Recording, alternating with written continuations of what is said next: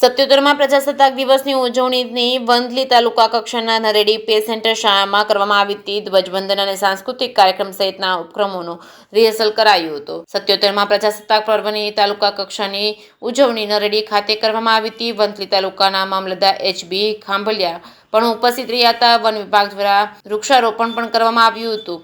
Pay centre શાળા ખાતે મોટી સંખ્યામાં લોકો રાષ્ટ્રધ્વજને સલામી આપવા ઉપસ્થિત રહ્યા હતા.